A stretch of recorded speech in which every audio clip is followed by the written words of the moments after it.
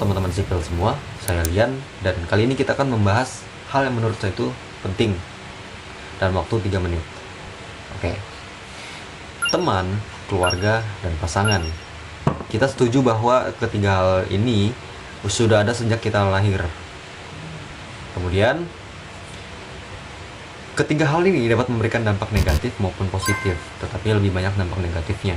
Hal tersebut dapat terjadi karena kita tidak dapat memberikan gap antara ketiga hal tersebut, sehingga kita bingung.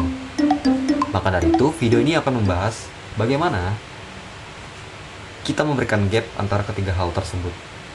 Step yang pertama, kita harus dapat membedakan antara perasaan dengan pikiran kita. Bagaimana?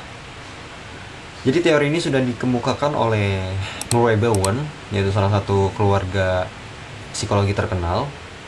Beliau menegaskan bahwa ketika kita mengalami sebuah penekanan emosi, kita dapat berpikir secara tenang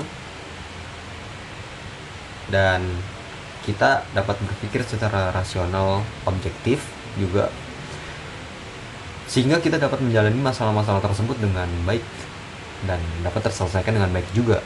Nah, ketika kita sudah dapat berpikir dengan demikian, step yang kedua, kita harus membangun batasan.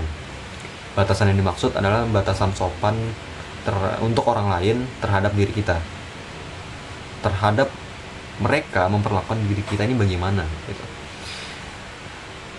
Karena penelitian dari Journal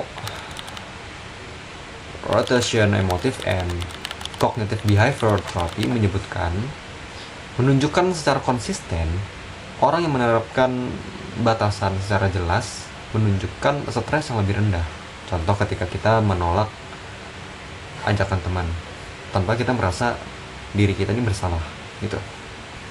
Kemudian yang ketiga, kita menerapkan sebuah strategi, namanya strategi penilaian ulang kognitif, yang dikemukakan oleh peneliti terkenal dari Stanford namanya James Krause.